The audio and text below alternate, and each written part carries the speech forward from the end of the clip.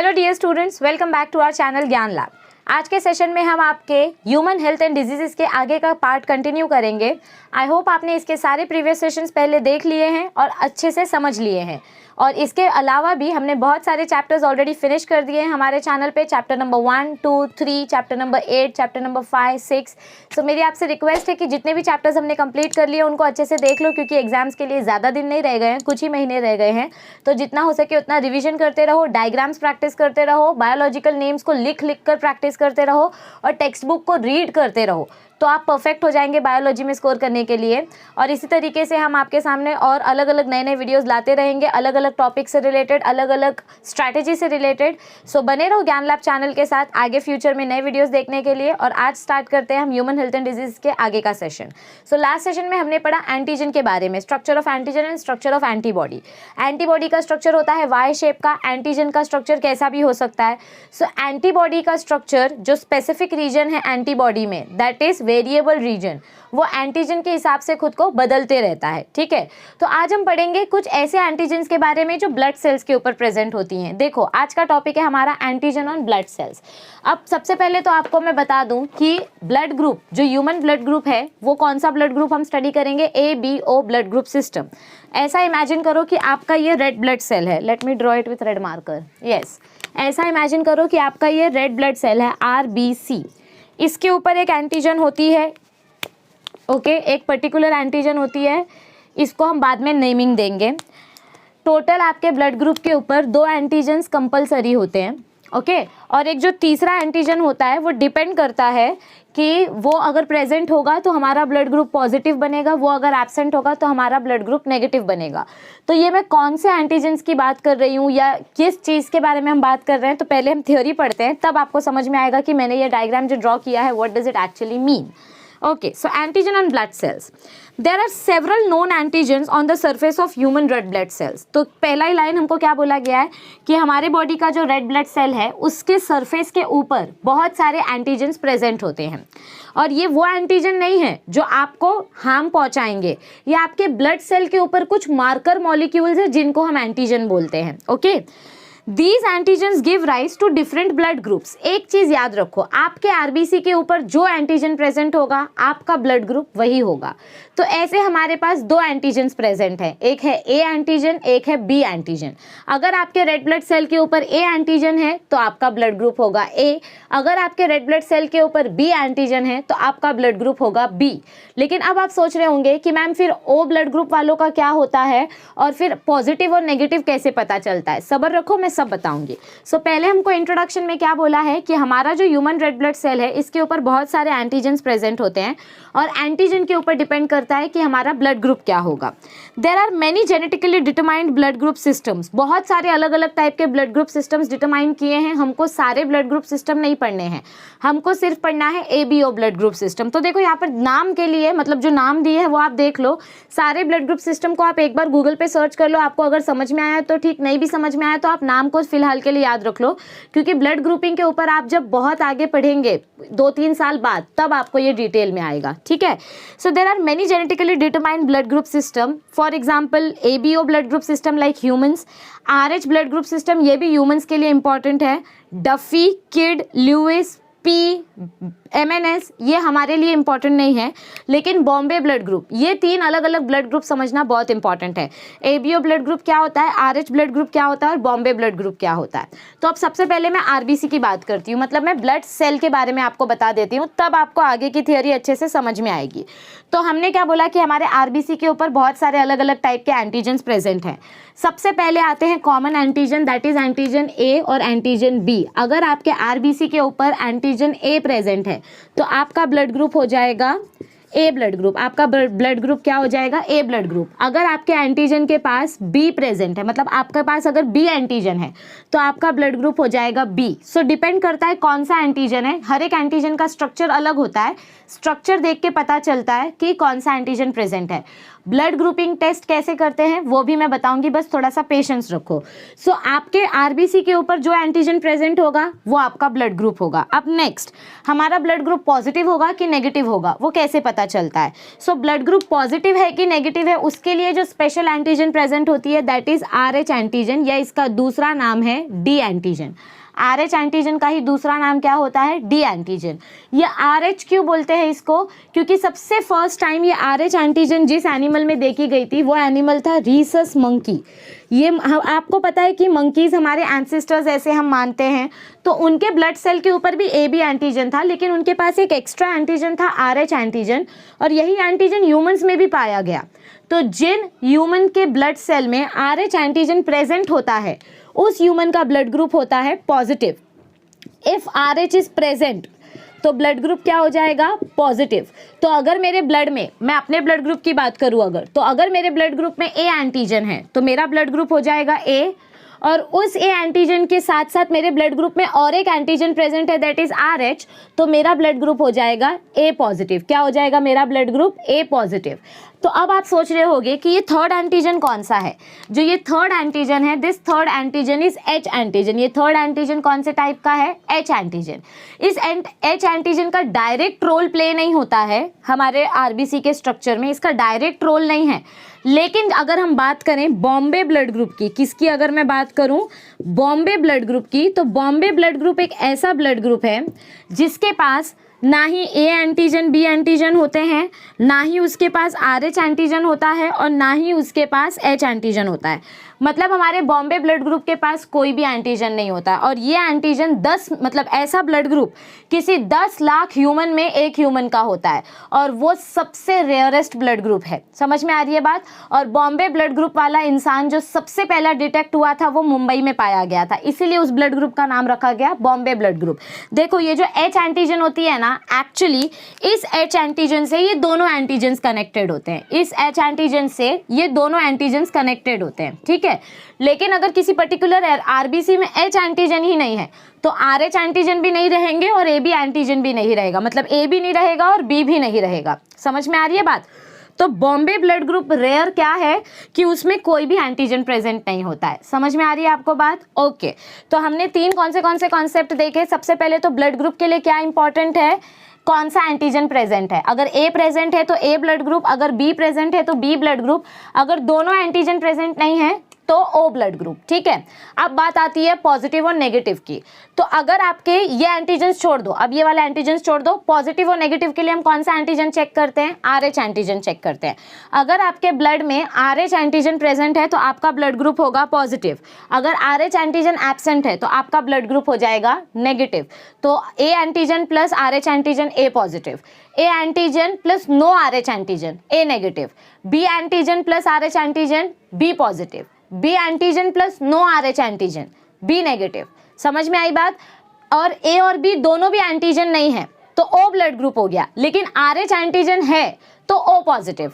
और ऐसे पर्सन जिनके पास सिर्फ H एंटीजन है, ना RH एंटीजन है ना AB एंटीजन है, तो उस ब्लड ग्रुप वाले को जिसके पास सिर्फ H एंटीजन होता है, जिनके पास सिर्फ H एंटीजन होता है, उन ब्लड ग्रुप वालों को हम बोलते हैं O नेगेटिव। क्या बोलते हैं उनको हम? O negative. And O negative are known as universal donors. O negative वाले ब्लड ग्रुप वाले इंसान को हम क्या बोलते हैं? O negative. ओके, अब डोनर मतलब क्या होता है और एक्सेप्टर मतलब क्या होता है। आई होप आपको इतना समझ में आ गया कि ब्लड के ऊपर नेचुरली 2 एंटीजन्स कंपलसरी होते हैं। एक H एंटीजन तो कंपलसरी ही है, अब डिपेंड करता है आपके ऊपर, आपके ब्लड सेल के ऊपर A एंटीजन होगा तो A blood group, B antigen होगा तो B ब्लड ग्रुप, एक भी एंटीजन नहीं होगा तो O ब्लड ग्रुप, और अगर RH एंटीजन हुआ तो RH पॉजिटिव, RH एंटीजन नहीं हुआ तो RH नेगेटिव। ठीक है, तो आई होप आपको इतना समझ में आया। अब हम बात करते हैं कि ब्लड ग्रुप टेस्ट कैसे किया जाता है, मतलब ब्लड ग्रुप को आप पहचानते कैसे हो, लैबोरेटरी में इसका टेस्ट कैसे होता है। इसके बारे में तो आप पढ़ोगे ही आगे, बट मैं आपको शॉर्ट में बता देती हूँ। ये पढ़ने से पहले आपको बहुत एक इंपॉर्टेंट चीज़ याद रखनी है कि आपके RBC के ऊपर जो एंटीजन्स प्रेजेंट हैं, तो हमारा जो ब्लड का फ्लूइड होता है, जो प्लाज्मा पार्ट होता है, सीरम वाला पार्ट, सीरम में एंटीबॉडी प्रेजेंट होता है। देखो, ब्लड सेल के ऊपर एंटीजन प्रेजेंट होते हैं, ब्लड सेल के ऊपर क्या प्रेजेंट होते हैं? एंटीजन्स। और जो सीरम है जिसमें ब्लड सेल प्रेजेंट है, मतलब ऐसा लिक्विड है, इस लिक्विड में यहाँ पर ऐसे ब्लड सेल्स हैं, क्योंकि ब्लड आपके जो RBC है वो वाटर के साथ फ्लो होते हैं। तो ये जो वाटर वाला पार्ट है ना, इसमें क्या फ्लो होते रहता है? एंटीबॉडी फ्लो होते रहता है। हमने हमारे प्रीवियस लेक्चर में क्या पढ़ा था कि एंटीजन और एंटीबॉडी एंटीजन प्लस एंटीबॉडी मिला के क्या बनाते हैं, कॉम्प्लेक्स रिएक्शन बनाते हैं। क्या बनाते हैं, कॉम्प्लेक्स रिएक्शन बनाते हैं। मतलब एंटीजन एंटीबॉडी अगर साथ में आ गया तो उधर पे ब्लड क्लॉटिंग हो जाएगा, मतलब वो एक दूसरे को किल कर देंगे। तो आप अभी सोच रहे होगे कि मैम अभी आपने बोला कि हमारे ब्लड सेल के ऊपर एंटीजन है और अगर एंटीबॉडी भी ब्लड में ही प्रेजेंट है तो ये तो खुद की बॉडी खुद को ही डैमेज करने लग जाएगी। करेक्ट, आपका एकदम पॉइंट ऑफ व्यू करेक्ट है, लेकिन ये तो सुन लो कि कौन सा एंटीबॉडी कौन से पेशेंट में रहता है या कौन से ह्यूमन में रहता है। जिन ह्यूमंस के पास समझो कोई एक ह्यूमन है, उसके पास ए एंटीजन है। कौन सा एंटीजन है, ए एंटीजन। तो उसके पास कौन सा एंटीबॉडी होगा, बी एंटीबॉडी होगा। कौन सा एंटीबॉडी होगा उसके पास, बी एंटीबॉडी होगा। इसका मतलब देखो, आपके पास कोई स्क्वायर ताला है और आप उसमें राउंड वाली चाबी डाल रहे हो तो ताला तो खुलेगा ही नहीं। और हमने क्या बोला था, एंटीबॉडीज आर वेरी स्पेसिफिक। जब तक हम स्पेसिफिक एंटीबॉडी यूज़ नहीं करेंगे हम उस एंटीजन को नहीं मार पाएंगे। तो याद रखो, आपके ब्लड सेल के ऊपर जो एंटीजन प्रेजेंट होता है उसका अपोजिट एंटीबॉडी आपके सीरम में प्रेजेंट होता है और इस वजह से इन दोनों के बीच में कॉम्प्लेक्स रिएक्शन नहीं होता है। और अगर गलती से ए ब्लड ग्रुप वाले के अंदर ए एंटीबॉडी आ गया, मतलब जिसके ब्लड में ए एंटीजन है उसके बॉडी में ए एंटीबॉडी आ गया, तो कॉम्प्लेक्स रिएक्शन होगा और उस इंसान की डेथ हो जाएगी।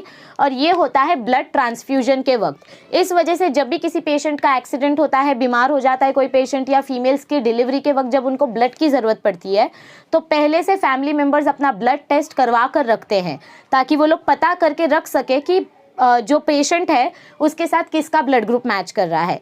क्योंकि याद रखो, हर एक ह्यूमन में कोई ना कोई एंटीजन प्रेजेंट होता है, उसके जैसा सेम एंटीबॉडी नहीं आना चाहिए। अपोजिट एंटीबॉडी आएगा तो रिएक्शन नहीं होगा और वो ब्लड बॉडी एक्सेप्ट करेगी। अगर सेम एंटीबॉडी आया तो कॉम्प्लेक्स रिएक्शन तैयार होगा जिससे सेल्स मर जाएंगे और पर्सन की डेथ हो जाएगी। सो आई होप इतना आपको कंटेंट अच्छे से समझ में आया होगा। अब हम क्या करते हैं, ब्लड टेस्ट करने के लिए आपके पास मतलब ऐसे कोई ट्यूब्स दिए जाएंगे। आपको 4 ट्यूब्स या एक स्लाइड आता है, उस स्लाइड के अंदर ऐसे 4 होल्स बने हुए होते हैं। ओके, तो आप क्या करते हो, आप अपना एक ब्लड सैंपल लेते हो। क्या कलेक्ट करते हो आप, ब्लड सैंपल कलेक्ट करते हो। और इस ब्लड सैंपल को हम क्या करते हैं, हमको नहीं पता इस पेशेंट का ब्लड ग्रुप क्या है, हमको इस पेशेंट का ब्लड ग्रुप नहीं पता है, तो हम क्या करेंगे, हमारे पास जो आर्टिफिशियल एंटीबॉडीज़ हैं, क्या करेंगे हम, हमारे पास जो आर्टिफिशियल एंटीबॉडीज़ प्रेजेंट हैं, आपको अब भी मैंने बोला कि कोई भी एंटीबॉडी किसके साथ रिएक्ट करती है, स्पेसिफिक एंटीजन के साथ रिएक्ट करती है। किसके साथ रिएक्ट करती है, स्पेसिफिक एंटीजन के पास साथ। तो हमारे पास एंटीबॉडीज आर्टिफिशियली प्रेजेंट हैं, तो हम क्या कर लेंगे, हम सबसे पहले इन ट्यूब्स में एंटीबॉडीज डाल के रखेंगे। इसमें हम डालेंगे ए एंटीबॉडी, इसमें हम डालेंगे बी एंटीबॉडी, ठीक है, इसमें हम डालेंगे डी एंटीबॉडी। कौन सा एंटीबॉडी डालेंगे इसमें हम, डी, मतलब RH वाला एंटीबॉडी डालेंगे, एंटी डी क्या बोलते हैं इसको। देखो, इसमें मैंने डाला एंटी ए, इसमें मैंने डाला एंटी बी और इसमें मैंने डाला एंटी डी, ठीक है। ये थर्ड वाला हटा, ये फोर्थ वाला हटा दो।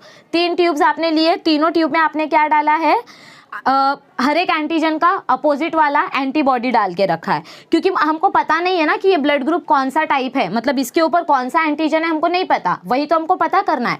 तो हम क्या करेंगे, हमने जो भी ब्लड सैंपल लिया है थोड़ा थोड़ा सैंपल तीनों ट्यूब के साथ मिक्स करेंगे, या जो स्लाइड होती है ना हमारे पास, ये एक्चुअली स्लाइड के ऊपर बेटर होता है।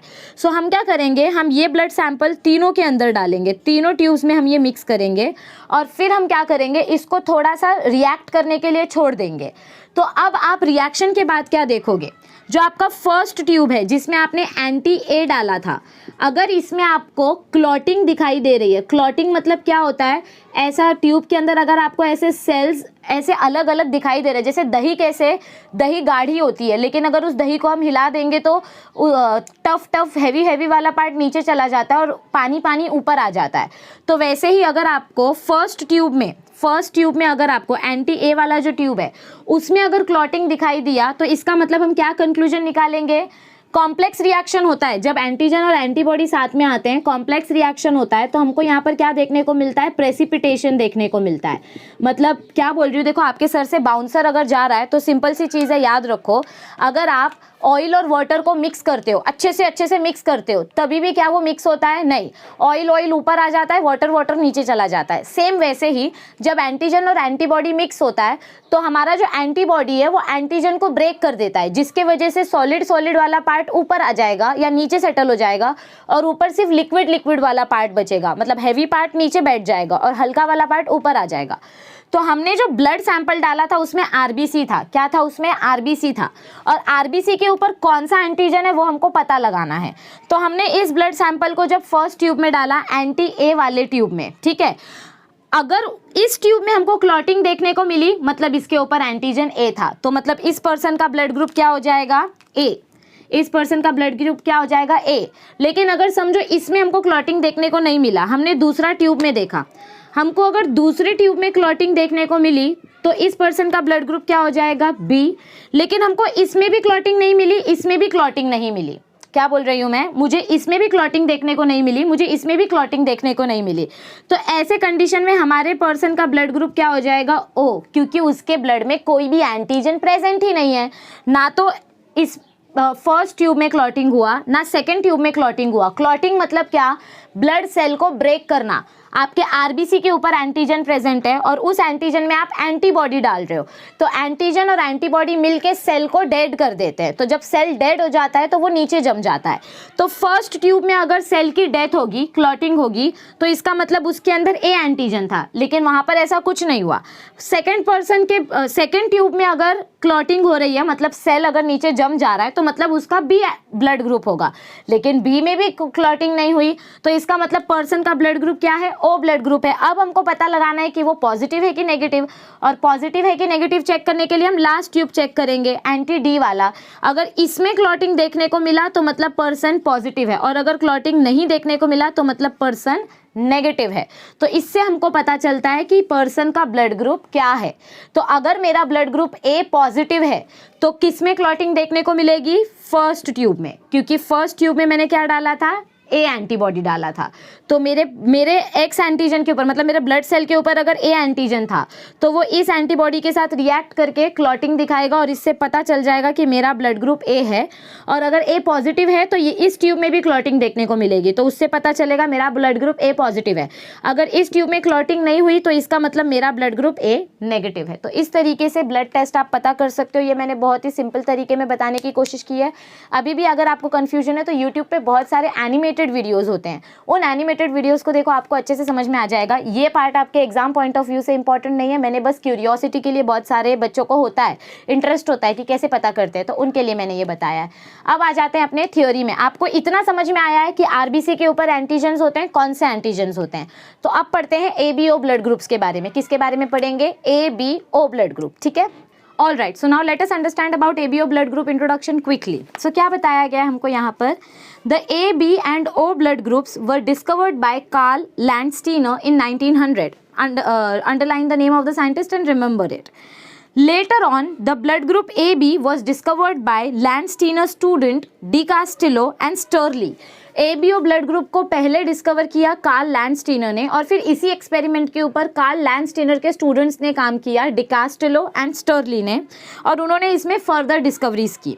Landsteiner was awarded the Nobel prize for his discovery of human blood groups. So Karl Landsteiner को एक नोबेल प्राइज दिया गया था क्योंकि उन्होंने एक बहुत अच्छा डिस्कवरी करके बताया था, that is human blood groups. क्योंकि पहले क्या होता था, 1900 के पहले लोग बिना ब्लड मैच किए ट्रांसफ्यूजन कर देते थे, किसी का भी ब्लड किसी को भी दे देते थे, और जिसके वजह से पेशेंट की अल्टीमेट डेथ हो जाती थी और लोगों को पता ही नहीं चलता था कि ये डेथ क्यों हुई।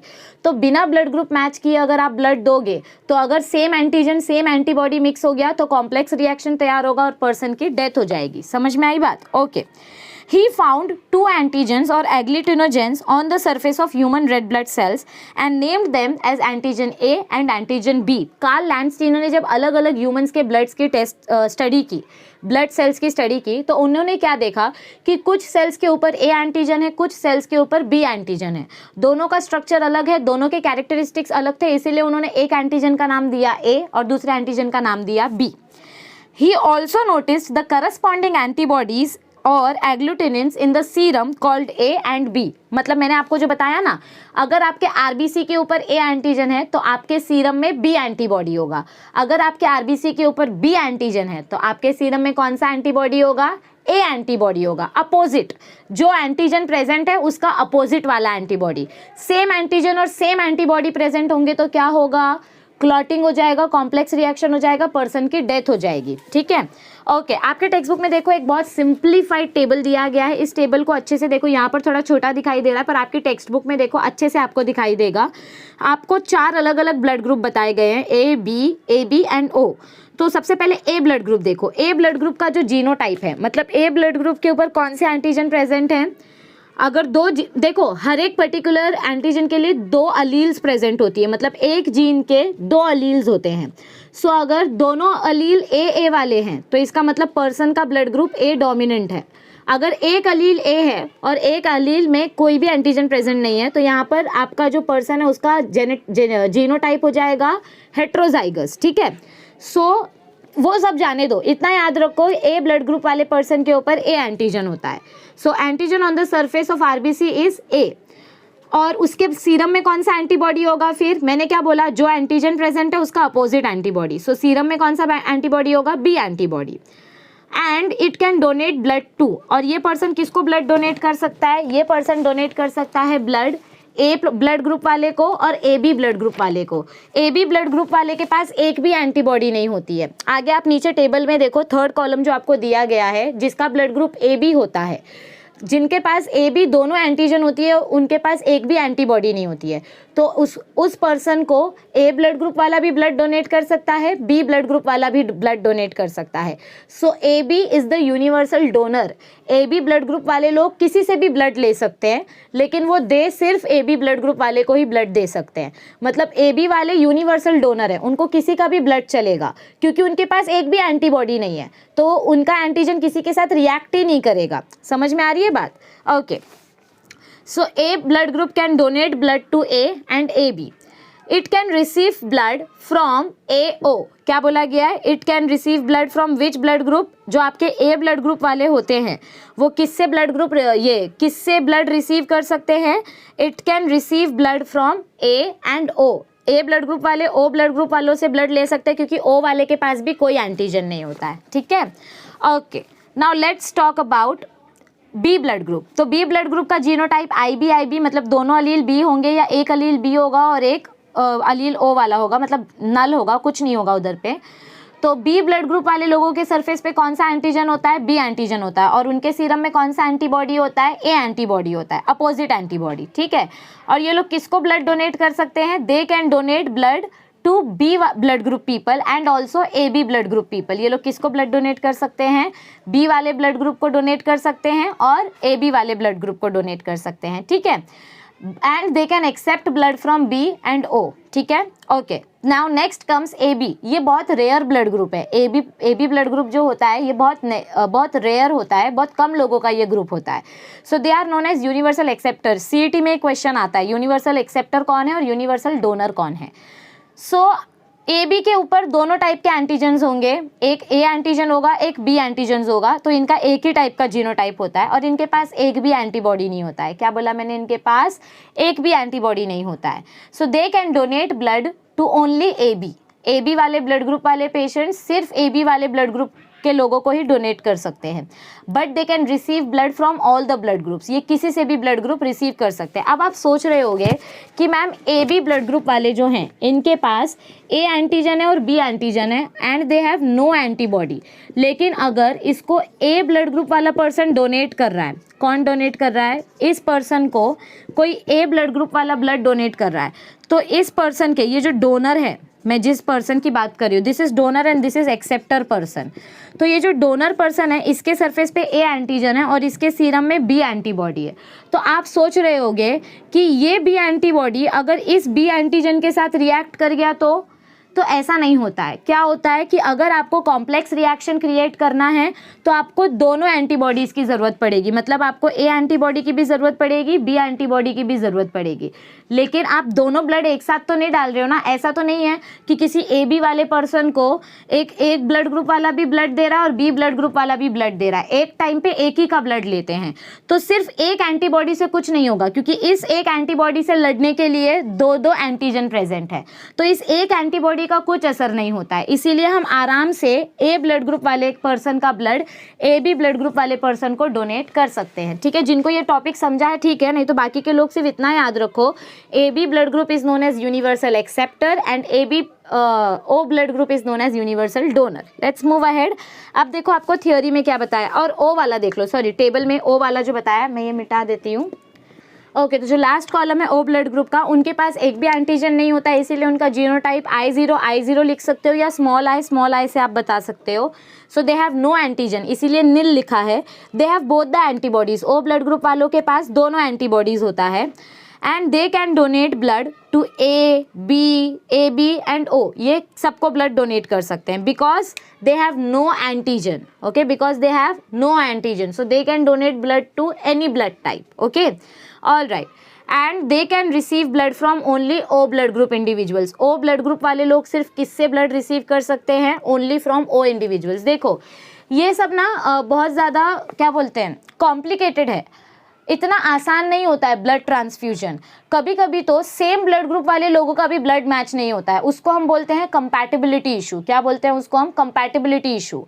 तो सेम ब्लड ग्रुप वाले लोगों का ब्लड भी अगर मैच नहीं हो रहा है तो इमेजिन करो कि अगर हम दूसरा ब्लड ग्रुप मिक्स कर रहे हैं तो वो तो मैच होने का दूर दूर तक सवाल नहीं उठता है। तो हमेशा याद रखो ब्लड का कंपैटिबिलिटी टेस्ट करना बहुत इंपॉर्टेंट है, जो सिर्फ और सिर्फ रिसर्च लेबोरेटरीज में, मतलब जो मेडिकल लेबोरेटरीज होती हैं सिर्फ उधर ही हो सकती है, पैथोलॉजिकल लैब्स में या मेडिकल लैब्स में। ठीक है, ओके, सो अब पढ़ते हैं आगे। आपको याद क्या रखना है इस पूरे पार्ट में से, कौन से ब्लड के मतलब कौन से सेल के ऊपर कौन सा एंटीजन है। जो एंटीजन रहेगा वही ब्लड ग्रुप होगा, और जो एंटीजन प्रेजेंट है उसका अपोजिट एंटीबॉडी सीरम में प्रेजेंट होता है, इतना याद रखो। ठीक है, ऑल राइट, अब आगे बढ़ते हैं। In ABO system the blood groups are determined by the presence और absence of antigen A and antigen B. तो ब्लड ग्रुप पता करना है तो एंटीजन पता करना पड़ेगा। The blood group of the person is classified into 4 groups, A blood group, B blood group, A B blood group and O blood group. Let us quickly have a look at the theory of this thing. Blood group A, जिनका blood group A है, individuals with blood group A have the antigen A on the surface of their red blood cell. So जिनका blood group A है उनके RBC के ऊपर कौन सा antigen है, ए एंटीजन है, और उनके सीरम में कौन सा एंटीबॉडी होगा, बी एंटीबॉडी होगा उनके प्लाज्मा में। जिनका ब्लड ग्रुप बी है, person with B blood group have the antigen B on the surface of the red blood cell and antibody A। तो जिनका B blood group है उनके RBC के ऊपर B एंटीजन और सीरम में ए एंटीबॉडी, अपोजिट एंटीबॉडी। जिनका blood group A B है उनके आरबीसी के ऊपर दोनों एंटीजन प्रेजेंट होगा, they will have both antigen A and antigen B and they will have no antibodies in their serum. And last blood group O, इनके पास कोई भी एंटीजन नहीं होगा और दोनों एंटीबॉडी होंगे, मतलब ए बी ब्लड ग्रुप और ओ ब्लड ग्रुप दोनों अपोजिट है। Okay, so individuals with blood group O, they lack both the antigens and on the surface of their RBC and they show presence of both A and B antibodies in their plasma। देखो मुझे पता है अभी भी कुछ लोगों को बहुत confusion होगा, डोंट वरी, इतना ज़्यादा डिटेल में इसके बारे में मत सोचो। जब आप इसको प्रैक्टिकली परफॉर्म करोगे ना, मैं गारंटी देती हूँ आपका डाउट खत्म हो जाएगा। फिलहाल बोर्ड्स के पॉइंट ऑफ व्यू से सिर्फ इतना याद रखो, किसी भी इंसान का ब्लड ग्रुप चेक करने के लिए उसका एंटीजन कौन सा प्रेजेंट है वो चेक करना होता है, या उसके सीरम में कौन सा एंटीबॉडी है ये भी पता है तो भी आप बता सकते हो कि इसका कौन सा ब्लड ग्रुप है। मतलब अगर आपको एंट्रेंस में क्वेश्चन आया कि एक पर्सन है उसके ब्लड में बी एंटीबॉडी है, तो एंटीजन कौन सा होगा, ए एंटीजन होगा, मतलब ब्लड ग्रुप कौन सा हो जाएगा, ए ब्लड ग्रुप हो जाएगा। सो एंटीजन से ब्लड ग्रुप पता चलता है, ठीक है, और उनका जीनोटाइप स्टेबल में से लर्न कर लो। मैं बार बार बोल रही हूँ आपको ये एक्सपेरिमेंट एनिमेटेड वीडियोस देखो, या फिर आगे जब पढ़ोगे 13वीं 14वीं में 14th 15th में, तब आपका ये डाउट क्लियर हो जाएगा। प्लीज़ इसके ऊपर अभी स्ट्रेस मत करना, ठीक है। ओके, अब आते हैं RH फैक्टर की तरफ। मैंने आपको पहले ही बताया RH फैक्टर मतलब डी एंटीजन, जिसके वजह से हमको पता चलता है ब्लड ग्रुप पॉजिटिव है कि नेगेटिव है। तो देखो इधर पे थ्योरी क्या बताई गई है। RH is the most complex of the blood group system. RH factor is an antigenic protein present on the surface of red blood cells in the human beings. ये RH factor किस में present होता है? Human beings के red blood cells पे. It was first discovered by Landsteiner and Wiener, two different scientists, in 1940. 1900 में Landsteiner ने सिर्फ ब्लड ग्रुप के बारे में बताया, लेकिन 1940 में ब्लड ग्रुप पॉजिटिव है कि नेगेटिव है ये भी पता किया हमने with the help of Landsteiner and Wiener. On the surface of RBCs of rhesus monkey, so it is called RH factor or also called as D antigen. मतलब Landsteiner और वीनर ने सबसे पहला यह एंटीजन मंकी में देखा. कौन से मंकी में? रीसस मंकी में. और सेम एंटीजन ह्यूमंस में भी दिखाई दिया, तो इसीलिए हमने इस एंटीजन का नाम RH रख दिया क्योंकि ये रीसस मंकी में देखा गया. रीसस का स्पेलिंग का जो फर्स्ट टू लेटर्स है RHESUS, रीसस, इसमें का जो फर्स्ट टू लेटर्स है वही नाम दे दिया हमने इस एंटीजन को, क्योंकि जिस बंदर में मिला उसी बंदर का नाम मिलना चाहिए ना. ओके.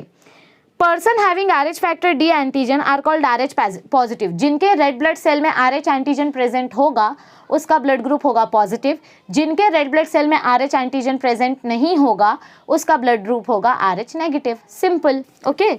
सो अब देखो यहाँ पर इंपॉर्टेंट क्या बताया गया है.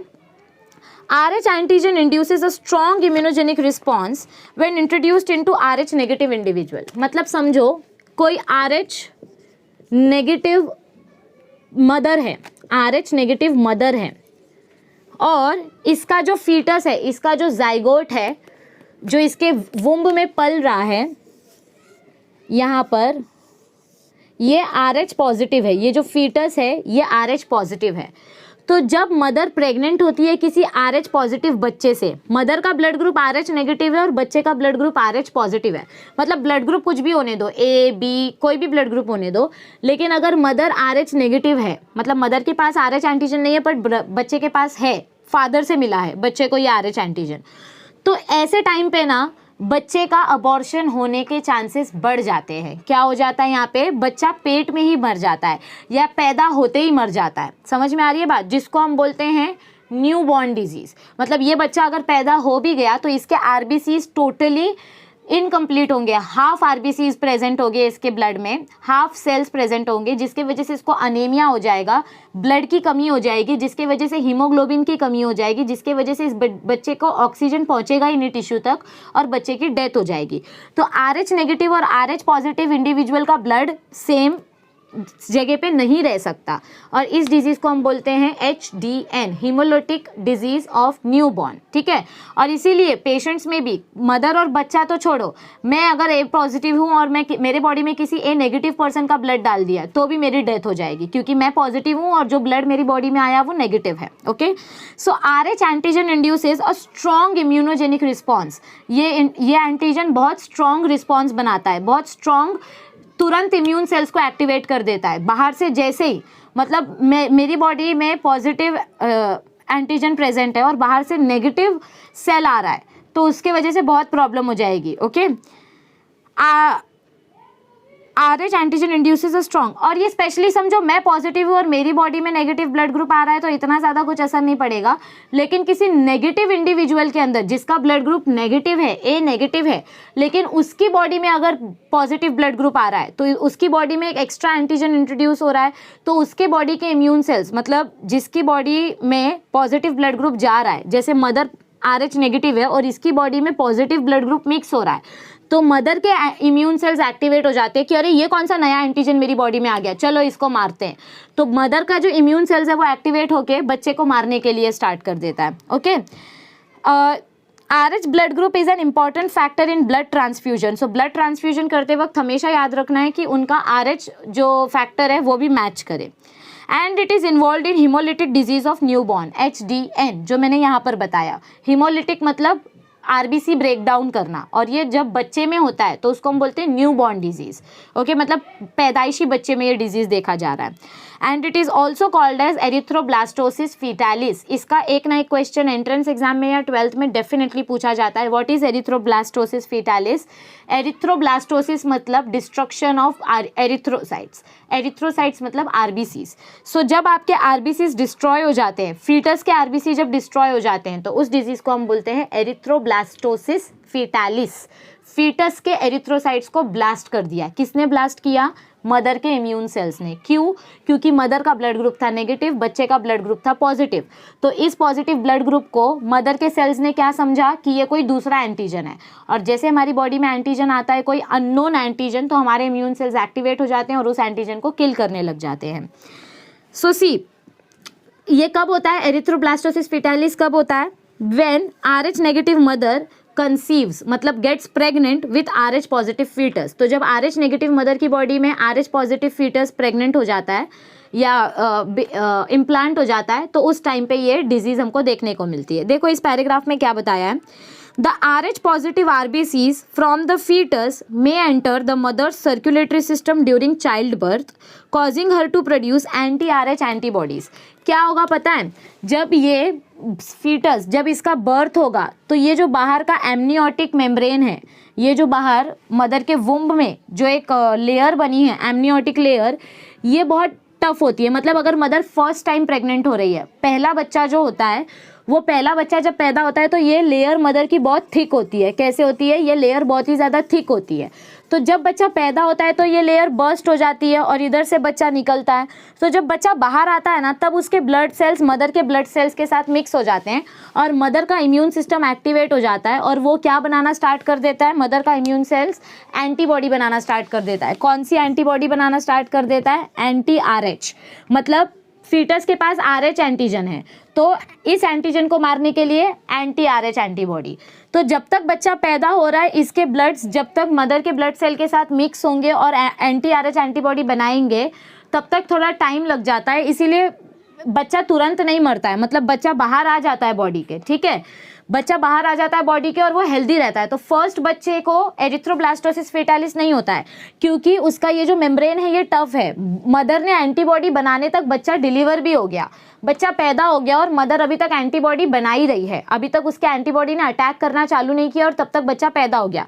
तो फर्स्ट बच्चे को कोई खतरा नहीं रहता है, फर्स्ट चाइल्ड को कोई खतरा नहीं रहता है। लेकिन जब मदर सेकेंड टाइम प्रेग्नेंट होती है और अगर सेकेंड टाइम भी उसका बच्चा RH पॉजिटिव हुआ, तो सेकेंड प्रेगनेंसी में क्या होगा? ये मेम्ब्रेन थोड़ी पतली हो जाती है। मतलब जितने प्रेगनेंसी होंगे, धीरे धीरे करके एमनियोटिक मेम्ब्रेन उतना थिन होते जाता है। तो सेकेंड प्रेगनेंसी में ये मेम्ब्रेन पतली हो जाएगी। तो अगर समझो न्यूट्रिशन, देखो मदर की बॉडी से प्लेसेंटा कनेक्टेड होता है, आपको भी पता है कि मदर के मेम्ब्रेन से प्लेसेंटा कनेक्टेड है। तो इस टाइम पे ये पहले ये मेम्ब्रेन थिक थी, पहले क्या था? ये मेम्ब्रेन बहुत ज़्यादा थिक थी, तो इसीलिए मदर का ब्लड और फीटस का ब्लड डायरेक्ट कांटेक्ट में नहीं आ रहा था। लेकिन जब मदर का ये लेयर थिन हो जाएगा, तो अब ब्लड डायरेक्ट कांटेक्ट में आ रहा है, जिसके वजह से पहले से मदर के पास जो एंटीबॉडी बना है वो, और सेकेंड प्रेगनेंसी के टाइम पे वापस से बच्चा पॉजिटिव है, बच्चा क्या है? RH पॉजिटिव है।